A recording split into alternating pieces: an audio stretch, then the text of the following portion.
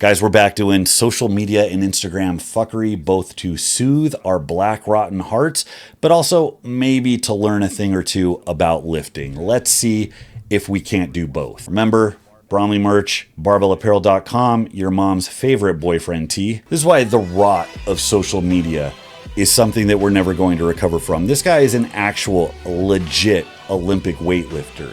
What he's doing right here for the purpose of Instagram, loading up 440 pounds, 200 kilograms in commie units, and doing a curl, note, takes you a second. He's got the cables attached to the bar, fully stacked, probably has 190 kilograms in fucking assistance there. And to do this like reverse clean back bend curl bullshit to capture people's attention for a couple seconds, which it did extraordinarily well, by the way, thus here we are. This is like if a classically trained musician faked getting a perfect score on Guitar Hero. But here we are, so I guess I'm part of the problem. And then we got another, oh my God, you're so inspirational. What's your excuse, brother? Where we patronize disabled people to make our able-bodied privileged selves feel better. Like if something bad happens to you, do you expect people to just like fucking die? Like engaging in a hobby you enjoy should be like bare minimum? No, unpopular opinion, this is absolutely an ego lift because those straps had to be set by somebody. And I got a feeling that they didn't measure his arms before the accident. Oh, there wasn't an accident? He was born that way? Fuck. Okay, so then they just assumed he had like a +9 ape index. And to all you powerlifting purists who hate strongman because they use straps, where are your standards now? Of course, it's fucking amazing that they have like adaptive athlete divisions. Of course, it's fucking great that powerlifting has such easy access to people who might otherwise not be able to find a community or support or that competitive network. Of course, it's fucking good. But I do still have a bone to pick with powerlifting. You need better spotters, bro. This guy, he's got his hands there like a dad around a kid taking the training wheels off for the first time. Like he's ready for anything except the descent. Now, I'm not going to do this guy an injustice and go clip by clip as the spotter fails, because that would be in very poor taste. Now, the funny thing is, everybody thinks powerlifting and strength sports are just nothing but supportive, and every promoter and every athlete just shits rainbows and positivity. But you see the actual rot that comes out. Anytime something is too cartoonishly positive, understand it's a lie. It's when women call each other tens. It's when people in abusive relationships say love conquers all. And here it's with powerlifters being completely passive aggressive. The Iron Rook. I actually know this guy, Jacob McBride. He competes in strongman. He doesn't have to pretend his arms are just straps to avoid bicep tears. Biceps perfectly disengage in this lift. Imagine giving this guy red lights because he dropped the bar. Hook grip for real. No issues with grip, but fucking awesome. Lifetime hook grip. So if I'm going to take the uncharitable approach, which I always do, these people want to be part of the positivity train, but they're a little mad about this unfair advantage. The same way sprinters weren't really excited that Oscar Pistorius had legs that magically allowed him to run as fast as the best people in the world, but not any better. April Hutchinson, so next time some wimpy ass crybaby says they can't do something, take a look at this champ. That's a basic female approach where you take any mundane occurrence and turn it into some inspirational coffee table book fuckery. Like, what is the expectation if somebody is not born fully able? That they fucking lay down and die? That they don't do frivolous hobbies that they enjoy? The guy didn't backpack Mount Everest with one leg. He's a regular ass dude. He's got a regular physique.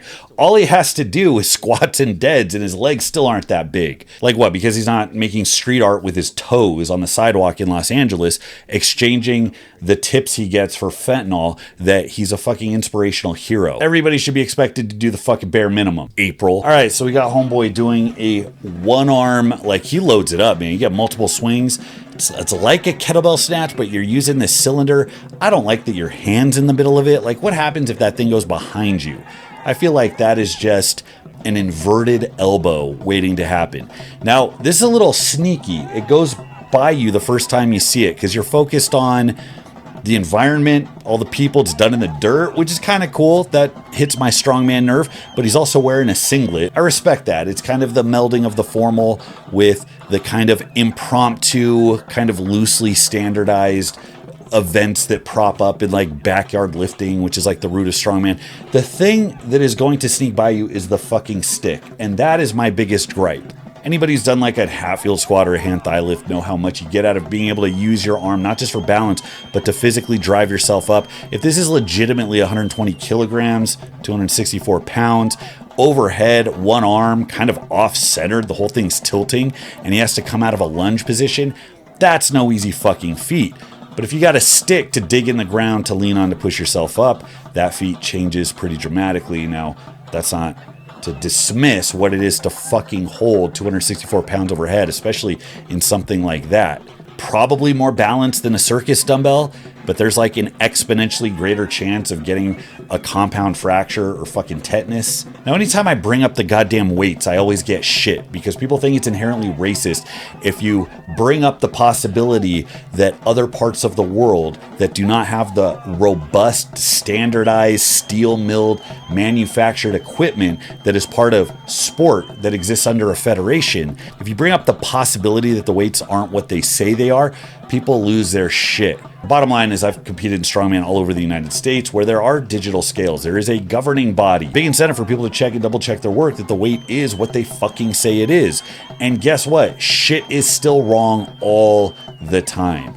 So that's not commentary on these people, on how developed or not the area they live in is. It is absolutely a commentary on human standards in general. Wherever there are less benchmarks that are double checking the weight is what they say it is, there's just a really big chance that the concrete cylinder that they're painting a nice even 120 kilograms on might have been ballparked a little bit. Now, one of the most impressive things about this is that the guy is so comfortable diving to his fucking shins. It's like all of Olympic lifting evolved steadily from like the split snatch and split jerk into a squat version to try and drop under it as fast and as low as you can get. And this dude's just like, what, you stay on your feet, idiots? I drop on my knees. Honestly, this is impressive as shit. Even if it weighed 150 pounds, the maneuver to be able to commit to putting yourself in that position to diving under it, that takes confidence and strength, a lot of speed and skill. It takes some big brass balls. I would absolutely love something like this to pop up at the Arnold, to just see what happens when the biggest, strongest men try to use all of their power and give them a fucking stick. See what they can get overhead. You're going to see a lot of snapped up individuals. They try to get in that kneeling position. You're going to see some trend related muscle tears really fast. Everything absolutely works, but making it work for you is the journey. That of course brings us to the question of how do we improve on training? If so many templates work, so many methods work, but really it's personalization that's keeping me from going forward. What do we do? Do we hire a coach? You could get an online coach. Sure, an online coach is going to do his very best, assuming you even fill out the questionnaire and give the weekly feedback appropriately, which very few of you do. But in reality, people need something right there with them in real time making decisions. And that's why we made Base Strength AI, because we have some fantastic templates that have gotten results across the board utilizing old school methodology when people just knew that you got to grab a barbell, do a lot of work, progress it forward, and make sure you're recovered. If you can follow that, you're going to get big and strong as shit. We took those templates present in Base Strength, 70s Powerlifter, Bull Mastiff, and we got Block, which is a brand new one. 3 different styles of periodization. Each one you can run without a hitch because we have an expert system. This is AI software that makes decisions for you on the fly, gives you recommendations for weight selection, takes questionnaires according to your training history, your preference, what's worked for you before, adjusts the volume accordingly so you never have to guess. It's right there in the app. All you have to do is clock the work, record it, and voila, there's your program. You have my templates, principles I like, that I preach, that I've taught you about here, but you get through this app something you can't get anywhere else, and that is your program. And I practice what I preach. I'm finishing up week 4 of 70s Powerlifter as we speak. I clocked everything into the app. I'm showing my entire progress. I'm running the entire thing too. And this is feeding into my competitive year. So I got stakes. So stay tuned. I'm going to let you know how that goes. If you guys want to find out more, head over to basestrength.com. Fill out the questionnaire for free. For nothing else, you get to see the types of questions that this app concerns itself with, and it'll give you some more insight into how you should be approaching your training. Basestrength.com. Is this a squat? Here we go. Oh, the trolls are going to be out for this one. So what do we have? We have a relatively small girl, athletic. His legs are muscular as shit. She probably weighs, what, $125, $135 maybe.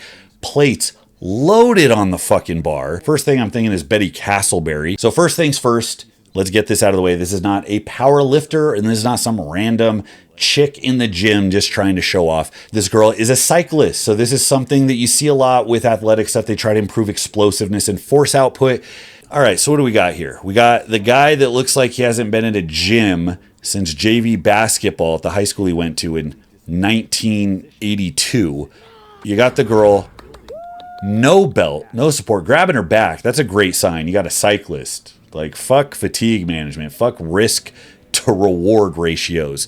This guy, you can tell by his tracksuit and his shoes, I think, that this guy is a strength and conditioning certified fucking specialist. And he knows what it takes to get to the top. And he saw some sprinters doing quarter squats with like 550 pounds. He's like, you know what? This is how you get maximal force production. Red flag, besides the guy who is obviously about as qualified to program as he is to spot this train wreck that's going on. You have no belt, no support. I wouldn't do this shit with a difficult maximal walked out partial squat. And I do this for a fucking living. You have somebody who is not a specific strength athlete shaking as they walk the weight out, hundreds of pounds across the shoulder, no support around the midsection, which it's not even safety. It's just that limits the amount of fatigue you're going to needlessly rack up through your midsection. It's also going to limit force transfer because cyclists don't need to transfer force through their fucking upper body. Their butt's on the seat, their legs need to do work. The execution is also just shitty. There's a case to be made for partials, but it should be tight, reproducible, controlled, deliberate. The fact that you're all over the fucking place is not a great sign. I'm not saying there isn't a use case for this, but I firmly believe this is a fucking example of somebody who has a surface level, like I read through a couple of papers, understanding of how the best athletes in the world train, applied shit that's a little above his pay grade, and did it to a degree that's probably not going to get the right fucking answer. This girl, no doubt, is probably a fucking stud. I mean, it's impressive, but we're talking about methodologies that actually stand to make you better. I'm sorry, this is an oversight. This is what I'd expect a trainer at LA Fitness to have his cyclists do.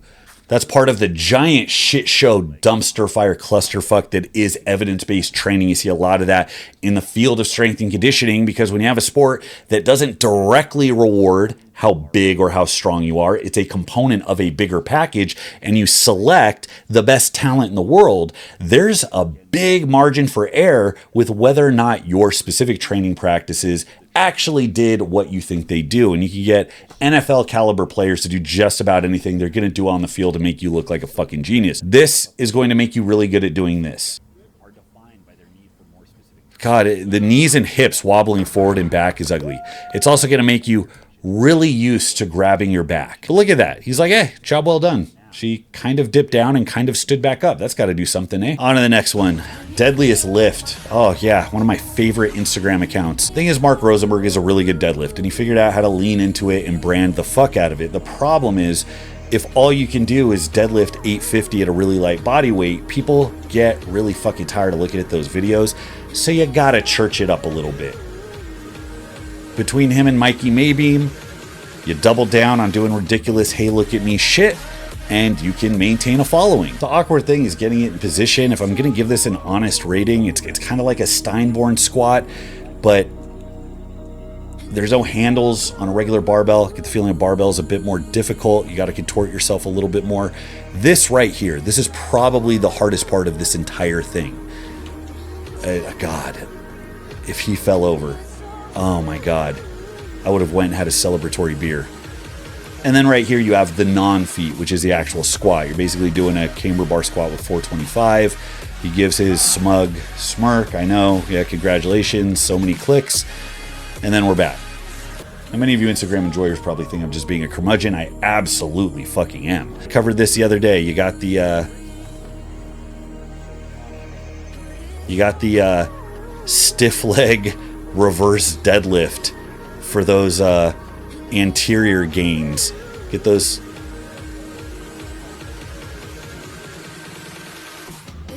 And he shakes his hands. If every day you got to get up and do this, he doesn't do this in a world where Instagram doesn't exist. So it's like the only way that you can stay relevant is by coming up and saying, what ridiculous shit can I do? At what point is the stellar athlete reduced to just a dancing bear? I mean, really, zoom out, take the 30,000 foot view. There's something a little depressing about this. Thousands.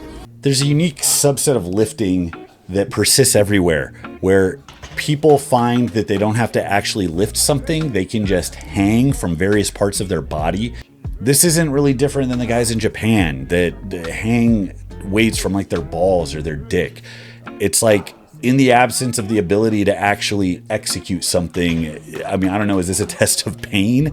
It's certainly not a test of ingenuity. And the funny thing is, there's always like a couple of people that surround him that kind of enable this type of thing. There's always like, this guy's clapping right here. There's always people that, oh my God, this is so impressive, Yuri.